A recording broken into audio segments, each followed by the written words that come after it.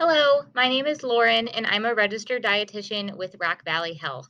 So, first off, what is the Mediterranean diet? So, this dietary pattern reflects eating patterns of different Mediterranean countries, specifically Greece and Italy. The main focus is on anti inflammatory foods. It is more of a plant based focus and also includes heart healthy omega 3 fats, which also have an anti inflammatory effect. Also, the main focus is on fruits, vegetables, whole grains, and beans. And this diet does limit certain red meats, high fat dairy products, and also just includes desserts and sweets in moderation. So, some benefits of the Mediterranean diet. As a registered dietitian, if I were to recommend any diet to someone, it would be the Mediterranean diet, mainly because it does not eliminate any food groups. It doesn't go to any extremes in terms of calorie deficits or anything like that. And it doesn't again eliminate any food groups like a lot of the fad diets that are out there. It is actually one of the most well researched dietary patterns worldwide, and it's very beneficial for your cardiovascular health. The anti-inflammatory components, plant-based factors, the healthy fats all help support healthy blood sugar levels, healthy cholesterol levels, healthy triglycerides. um, and also, this diet is associated with lower rates of obesity and diabetes. And then again, because of it has more of the omega 3 components, it can help lower high cholesterol and also be beneficial for help lowering high blood pressure. All right, so some basic tips to start for following a Mediterranean style diet. We're going to break down each food group more specifically, but here are kind of the first main bullet points for how to start following a Mediterranean style diet. Um, the biggest focus incorporating more fruits and vegetables. My recommendation is just to eat the rainbow, focus on including your favorite fruits and veggies just more consistently as part of your grocery list, making sure you're eating all of the colors because a lot of different fruits and vegetables, they don't all have the same vitamins and minerals. So making sure we're getting all the different colors helps get a variety of vitamins and minerals in. And then also choosing whole grains. We'll go into this a bit more in depth, but the main thing here is to look for the word whole on labels, whether it's on the front of the package or in the ingredient list. And then protein choices are going to be focused on seafood and poultry, leaner red meats, omega 3 eggs that have that healthy fat component added for that heart health benefit, and then focusing on fat free or low fat dairy products as well. So I mentioned the healthy fat component. This is another big part of the Mediterranean diet, focusing on seafood, avocado, cooking with olive oil, including nuts and nut butters, and also incorporating chia and flax seeds is an easy way to get those healthy fats in as well. And also, just really important to read nutrition facts labels when following a Mediterranean style diet to just make sure you're watching out for um, foods, especially prepackaged options that have high amounts of added sugars or high amounts of saturated fat and high amounts of sodium. These are things that we want to minimize, not only on a Mediterranean style diet, but these are things that I recommend just minimizing for the average American who wants to follow any healthy dietary pattern. And then and still enjoying desserts and sweets and alcohol, but just doing so in moderation and smaller portions. The recommendation for alcohol in moderation for women is one drink a day, and for men, it's two drinks per day. All right, so breaking it down to the specific food groups here, starting off with grains, foods to choose, more of those whole grain options, like I mentioned. The term whole as part of the whole grain, meaning they're keeping the grain, that outer layer of the grain, whole and intact. So they're not removing any of the fiber or the vitamins and minerals. And that's what gets stripped away in a lot of white refined grain products. So you're losing a lot of nutrition there. So that's why we want to focus on the whole grain products with that outer grain intact with all of the nutrients. So these are going to be whole grain or whole wheat breads, pastas, cereals, and crackers. Quinoa is a great whole grain. It's also a good source of protein as well. And brown and wild rice is another Mediterranean friendly option, and as well as oats. And then I always recommend doing plain oatmeal to help minimize the added sugars. And then foods to limit, we want to focus on eliminating those white refined breads or pastas because they're not giving us much fiber, um, as well as the sweetened low fiber cereals. They're just loaded with added sugars and minimal fiber to help keep us full. Um, and then packaged baked goods, and chips and low fiber snack foods. These things tend to be more processed, just loaded with lots of unhealthy saturated fat and added sugars and added sodium, which I mentioned are the few things that we want to avoid not only on the Mediterranean style diet, but just to have for anyone to have an overall healthy eating pattern. And then when it comes to protein, foods to focus on, seafood, especially on the Mediterranean diet, is going to be the main focus here. The goal is trying to get seafood in at least 2 times per week. Beans, lentils, peas, chickpeas, and hummus are also great sources of plant based protein. Eggs are a great source of protein as well. I did mention earlier the omega 3 eggs, looking for brands that have the omega 3 added. That's more of that heart healthy, anti-inflammatory, healthy fat component. Unsalted nuts and nut butters and seeds are a healthy source of fat.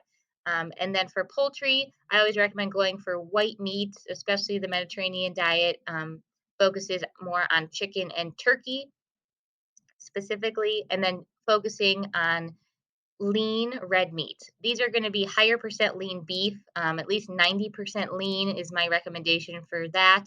And any loin or round cuts of meat are going to be leaner meats as well. And we want to focus on lean red meats because red meats are a source of that unhealthy saturated fat, which is not good for our heart health.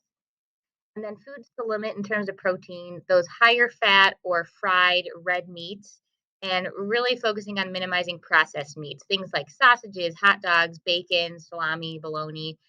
Those kind of processed meats are not really um, part of a Mediterranean style plan. And then moving on to dairy, foods to focus on here, low fat or fat free is going to be the main focus. So, low fat or fat free milk, Greek yogurt. I usually recommend that more so because it's higher in protein as well to help keep you full. Reduced fat cheese is another one. Cheese tends to have a lot of saturated fat, so focusing on the reduced fat option there. And then also fortified soy milk or plant-based milks. I always recommend looking for protein nut milks or plant-based milks that have added calcium and vitamin D because a lot of the nut milks you'd think they'd have more protein, but a lot of them actually only have about 1 gram or so of protein. So if you are going to do the nut milks or the plant-based milks, doing soy milk or protein nut milks, um, because those are going to have more protein fortified and also fortified with calcium and vitamin D because you're missing out on those nutrients if you're doing more of the plant-based milks. And then foods to limit is basically more of the high fat dairy products, whole milk, sour cream. I always recommend using plain Greek yogurt instead of sour cream. That's an easy, healthy swap. And also cheeses and yogurts made with whole milk. Yogurts that have more than 10 grams of added sugar is also something to watch out for. And then, like I talked about with the plant based milks, ones that are super sweet and unfortified, you're not really getting much nutrition out of those. And so I touched on this earlier, foods to choose and limit in terms of fruits and vegetables. The more variety, the better, and eating the rainbow as well to get all those vitamins and minerals in. There's nothing wrong with getting all varieties fresh, canned, frozen. Low sodium vegetable juice is also an option. And then 100% fruit juice can also add to your fruit servings, but just making sure you're looking for 100% juice with no added sugar. It is important to note, though, that the vegetable and fruit juices, they do count towards your fruit and veggie servings, but they don't have any heart healthy fiber. So you're missing out on that if you're consuming the juices, but they can definitely count in moderation towards your fruit and veggie intake. And then foods to limit for fruits and veggies, it's really just if anything's fried in any kind of heavy cream or cheese sauces. Um, it's also important to note a lot of tomato or pasta sauces can actually have higher amounts of sodium or sugar. So just looking for brands that have more simple ingredients. And then canned fruit or fruit cups that have, lots of syrups or added sugars is something to be mindful of as well.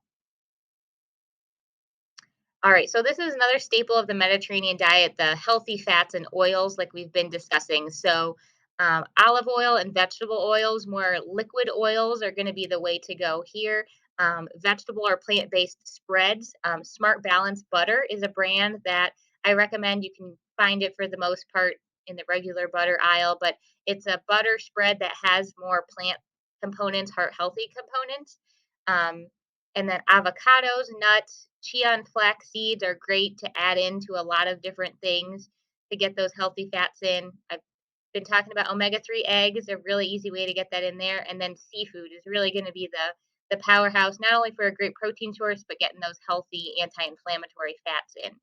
And then foods to limit in this category would be butter and coconut oil. Any fat that's solid at room temperature, like butter, or coconut oil is going to be higher in those saturated fats, which we want to try to minimize. And then also, I listed partially hydrogenated oils. This is something to look for in peanut butter specifically. This is kind of a disguised name for trans fat, which is even unhealthier for us than saturated fat. So, looking for more of like a natural peanut butter would be the way to go to eliminate those hydrogenated oils.